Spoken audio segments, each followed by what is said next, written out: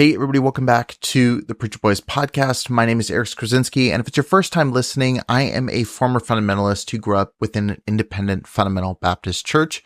And over the last 5 years on this podcast, I've been shedding light on the dark side of the church, from the pulpit to the pews. Be sure to hit the subscribe button and check out some of the other videos on this channel for interviews with authors, experts, and survivors who are exposing abuse in fundamentalist religious groups. Today, I'm going to be breaking down 12 stories of criminal activity connected to Baptist churches throughout June of 2025. The reality is, when I share news stories and interview survivors on the shows, it's never just about one scandal. It's about the patterns surrounding them. I'm recording this particular episode on June 25th, 2025. After my last episode was filmed at the end of May, there was another arrest which raised serious concerns in a Texas church community. A former Archer County pastor is arrested by the Texas Department of Public Safety for alleged child grooming. Texas Rangers served a warrant and arrested 31-year-old Nathan Patrick Roach yesterday for child grooming, a third-degree felony. Authorities say Roach began communicating with someone he believed to be a young teen and engaged in behavior consistent with grooming tactics. The grooming started in 2022 when the child was just 15 years old. Roach started out as the youth pastor at First Baptist Church of Holiday and eventually became the lead pastor in 2024. The church has not yet publicly addressed the arrest. Roach's bio and past videos, however, have been removed from the church's website and YouTube page. Just a few days later, on June 5th in Midland, Michigan, a former pastor was sentenced to 11 to 25 years in prison for sexually abusing his own daughters. The abuse took place over a span of 13 years, from 2005 to 2018. Scott Hott was an associate pastor at Midland Baptist Church and more recently a deacon at Grace Baptist Church in Coleman. Court testimony reveals that Hott used his role in the church and his authority at home to manipulate, isolate, and abuse his daughters. The judge overseeing the case labeled his actions classic grooming behavior. Before sentencing, the judge received letters from about 15 people, including Hott's friends, family members, and some fellow inmates, vouching for his character and insisting he wasn't capable of the crimes he had been convicted of. Here's a quote from Midland County Circuit Court Judge Stephen Carras regarding the letters. "They see you as a man of God who would never do the things that you've been convicted of doing. They cannot reconcile your crimes with what they know of you. The reason why is because they weren't here and didn't see and hear the evidence that was presented to the court. Sadly, these glowing character letters aren't rare in abuse cases. They're part of a pattern. Over and over, when abuse comes to light, the church rallies around to protect the reputation of the abuser without even considering or mentioning the trauma of the victims." Now to Murfreesboro, Tennessee, where a pastor and his wife are facing a staggering list of charges tied to the sexual abuse of children. Benjamin Garlick, a traveling evangelist, is currently facing 16 felony charges related to child sexual abuse, including 7 counts of aggravated rape of a child, 6 counts of aggravated sexual battery, 2 counts of continuous sexual abuse of a child, and 1 count of soliciting sexual exploitation of a minor. Garlick was first arrested in September 2023 after a grand jury issued a sealed indictment. Since then, more charges have been added as the investigation developed. His trial is set to begin on July 28, 2025, and is expected to last 5 days. Also facing trial is his estranged wife, Chantel Garlick, who has been arrested as well. She's been charged with 2 counts of aggravated child abuse, neglect, or endangerment, and 2 counts of felony facilitation.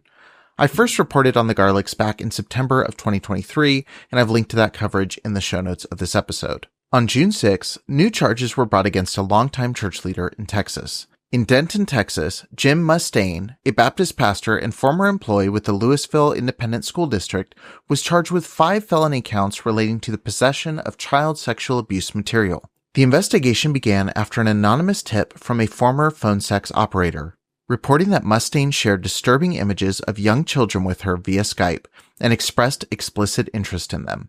Police later confirmed the images and found additional material on his laptop after executing a search warrant. Mustaine previously served at the Preston Trail Community Church, which says a third-party investigation found no misconduct during his time there. In addition, the Louisville ISD School District also said that there were no victims connected to his roles and he's no longer permitted on campus. The investigation is ongoing and anyone with information is encouraged to contact the police. In North Carolina, a quiet resignation followed viral accusations that shook a local worship community. Brandon McClure, a worship pastor at Bethesda Church in Clayton, quietly resigned after disturbing allegations surfaced online. A TikTok posted by a former member accuses McClure of inappropriate behavior and manipulation within the church context. I'm one of 3 victims that I know of Brandon McClure. I am only speaking of my experience because I will not be speaking for anybody else. This is something that has sat with me for years, and I've taken actions behind closed doors, but that doesn't seem to be enough to stop Brandon. One person might see this, or hundreds of people might see this, I don't know, but please hear me when I say that this man is dangerous and that he is a serial predator. I've linked to the full TikTok in the show notes of this episode and encourage you to watch the full 8-minute video. In Louisiana, Shane Philip Wiggins, a former pastor of Baldwin Baptist Mission Church, was arrested in early June 2025 and charged with first-degree rape and molestation of a child. According to law enforcement, the investigation began in December 2024 after a woman came forward alleging that Wiggins had engaged in inappropriate behavior with her child in recent years. Detectives interviewed the child and several witnesses, but Wiggins declined to speak with investigators. A warrant was issued after authorities were unable to locate him. Wiggins reportedly left his congregation around the first weekend of February and had not been in contact since a final conversation with a fellow pastor on January 28, 2025. He was located and arrested in Paris, Texas, following coordination between Louisiana and Texas law enforcement. He remains in custody, waiting to face charges in Louisiana.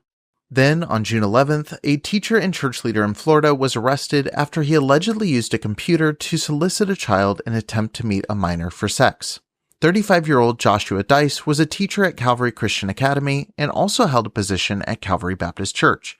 This marks the second time a teacher from the school has been arrested on sex-related charges. In 2022, former teacher Caitlin Crum was charged with having a sexual relationship with a 9th grade student. In a statement, Pastor Ken Pledger says the charges against Dice are not related to church or school activities. Dice remains in custody, and the investigation is ongoing. On June 12th, a Florida pastor rejected a plea deal in a high-profile fraud and elder exploitation case. The states offer 366 days in state prison, 10 years probation, restitution to the victim. It is a deal Redden rejected. This is your case. This is your life. These are the decisions that you have to make with consultation with your lawyer. I just want to make sure, do you understand the plea offer that's being extended? Yes, do you understand what you're facing if a jury finds you guilty of these charges? Yes. Pastor Redden charged with organized fraud, exploitation of the elderly, theft, and grand theft. Those are charges that stem from a 2017 Local 10 News investigation. It was back then Edward Fuller, a retired postal worker, told us Redden convinced him to transfer part ownership of his home under the pretense of helping secure a loan for construction. Instead, Redden allegedly sold the house without Fuller's knowledge, kept all the money, $267,000. There seems to be a pattern. Redden recently accepted a no-contest plea in Broward County, agreeing to pay nearly $200,000 in restitution to victims in Davie and Lauderdale Lakes who also say Redden tried to take their properties under false pretenses. While the case doesn't involve sexual abuse, it's another example of spiritual authority being used for personal power and profit. On June 13th, Carver Bowers, a Christian influencer with past ties to the Duggar family, who was even rumored to be dating one of their daughters, was arrested on multiple counts of first-degree sexual abuse of a minor, including being charged with sexual abuse of a child under 12. He was bailed out the same day he was booked at $20,000 per charge and has not yet been given a court date. Following the arrest, Carver deleted his Instagram, and his wife Haylee set her social media accounts to private. Despite the nature of the charges, Haylee released a statement that has now been made private but is circulating online. It says, "The devil couldn't reach our marriage in other ways, so he used the people closest to us to tear us apart. Whatever happened years ago was wrong and a sin, but Jesus doesn't put boundaries on forgiveness, and I'm certainly not going to step into his shoes and take that place. I have no idea what will happen next, but no matter what, I will be standing by his side every step of the way. I know that Jesus has a beautiful purpose and plan for our life, and he's given me the most unwavering trust and peace. I'm so incredibly torn and hurt by the people who I thought loved me the most, but in the end, some people just need to do what's best for themselves, and if y'all truly thought that's what was best, I hope you're seeing now how traumatically your actions have affected our life that we've worked so hard to build. Carver was up all night sitting with his gun at the door because our location got leaked and people were harassing us all night. Nobody deserves this, especially not him.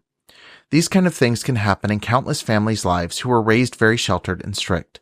That doesn't make it okay, but it is understandable. I know so many of y'all whose husbands or sons or uncles are hiding behind their sin even years and years down the road. I'm proud of my husband. I'm proud to be his wife, and I always will be.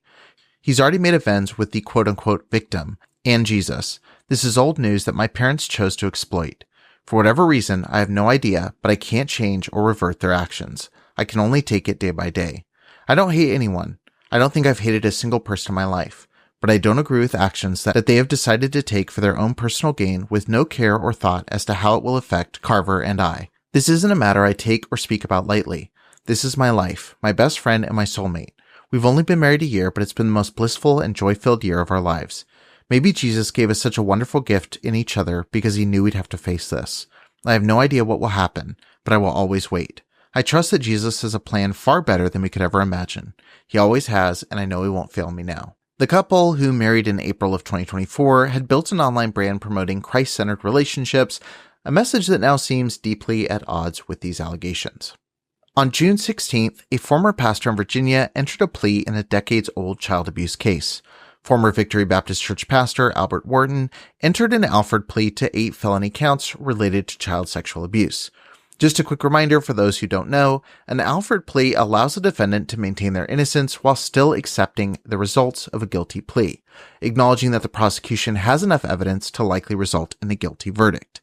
Albert Wharton, a former Warsaw pastor at Victory Baptist, walking alongside his son-in-law into the Richmond County Courthouse Monday afternoon. Moments later, the 87-year-old pleading guilty to 8 sexual abuse charges involving a minor. Amy Hall, one of the 6 victims in this case, sat in on today's hearing. Sometimes you get so busy in your everyday life, and then you forget things or don't think about it a lot because you're so busy. And that's what happened in here today with me. Just hearing all the details just kind of brought it all back in my face again. Those details coming to light for the first time in 2023 when Wharton was arrested by the Richmond County Sheriff's Office.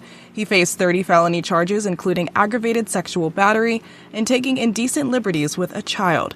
The offenses beginning in 1981 through 1996. During that period, Mr. Wharton was a preacher at Baraka Academy, the church's school. Some of the alleged victims, younger than 13. The Commonwealth's attorney shared accounts from the victims in court today, stating Wharton would touch the private areas of the students, rub their thighs under the table, have them sit on his lap, and touch his genitals. Sentencing is scheduled for September 8th, 2025. Back in March 7th, 2024, detectives in Ridgeland, Mississippi launched an undercover sting. Officers posed as an underage boy on a same-sex dating app, bait for predators hunting for children. One of the men who took the bait was 60-year-old Mark Wayne Williams, a deacon at First Baptist Jackson. He believed he was talking to a child. He arranged a meeting, and he showed up. Instead of a child, he was met by law enforcement and arrested on March 9th. By September 16th, he pleaded guilty to exploitation of a child. On June 16th, 2025, he was finally sentenced to 15 years with 10 suspended. He'll serve just 5 behind bars, then walk free on supervised probation. He's now a registered sex offender. And if the name First Baptist Jackson rings a bell, it should. Amy Smith from Watchkeep reminds us that this is the same church where, in the early 1980s, John Langworthy was involved with youth choirs. During that time, Langworthy sexually abused several boys while serving as a college student and youth choir leader at First Baptist Church of Jackson and Daniel Memorial Baptist Church. After leaving Mississippi, Langworthy worked as a youth music minister at Prestonwood Baptist Church in Texas, where further abuse allegations surfaced in 1989. Instead of reporting him to authorities, Prestonwood quietly dismissed him. Langworthy then returned to Mississippi, where he was hired in 1990 as a music minister at Morrison Heights Baptist Church in Clinton, a position he held for over 2 decades. In 2011, after victims came forward, Langworthy stood before his congregation at Morrison Heights and confessed to sexual abuse of minors in both Texas and Mississippi. Prior to coming to Clinton 22 years ago, while serving at a church in Mississippi and then in Texas, I had sexual indiscretions with younger males. These decisions were ungodly, and I deeply regret them. When these indiscretions came to light, I had to leave my church in Texas and chose to relocate to get in Clinton. I have sought the forgiveness of my precious wife and family. I sought and received extensive counseling and sought restoration for my family. Continuing in my process of restoration, I began my work here at Morrison Heights 21 years ago in a part-time position. I continued my counseling and surrounded myself with unwavering accountability from my wife, family, and friends who were aware of the past situations. Because of this accountability and God's grace, there have been no sexual impropriety while serving here at Morrison Heights Baptist Church. It was never my desire to bring any dishonor to the name of Christ or this church. The church allowed him to resign, but did not immediately report his admission to law enforcement. Only after public and media pressure did authorities investigate, leading to Langworthy's indictment and eventual guilty plea to 5 counts of gratification of lust related to abuse in Mississippi from 1980 to 1984. He received a 50-year suspended sentence, was placed on probation, and is now a registered sex offender. And finally, a 29-year-old woman named Shelby McGee has filed a lawsuit against Faith Baptist Church in Spokane, Washington, its affiliated school, and 2 former leaders, alleging she was groomed and sexually assaulted by then-principal Dan Coburnat between 2011 and 2013 while she was a student at Faith Baptist Academy. The suit also names recently retired pastor Greg Boyle, claiming he knowingly hired Coburnat despite being aware of his past abuse of female students at another school. McGee, who was 16 at the time, says the abuse occurred repeatedly in her home and at school, and that the church's culture of silence and lack of sex education left her unaware that what was happening was assault. At first, I was really scared, and I thought that I was the one doing the wrong. I was in trouble, and like, he's the principal. No one is gonna get onto him for anything. Yeah. And probably not believe me. The alleged abuse stopped after Coburnat's wife reportedly discovered inappropriate text messages, but no criminal charges were filed due to Washington's statute of limitations. McGee shared her story on the Cult Confessions podcast to encourage other victims within the independent fundamental Baptist movement to speak out. With the help of close friends and fellow survivors, she's now seeking justice through the legal system, determined to hold her abuser and those who enabled him accountable. So here we are, another month of stories that show again and again the same devastating pattern. People in spiritual authority, trusted by families, given access to kids, and enabled by systems that prioritize image, influence, and institutional protection over truth and accountability. And remember, these are just stories that have taken place in the month of June. If you know anything about one of the ongoing cases I mentioned or anything else related to stories like this, especially if a victim or suspect is still out there, please contact local law enforcement. Survivors deserve to be heard, and institutions demand to be held accountable. If you found this video helpful, be sure to like and subscribe, and I'll see you in the next episode.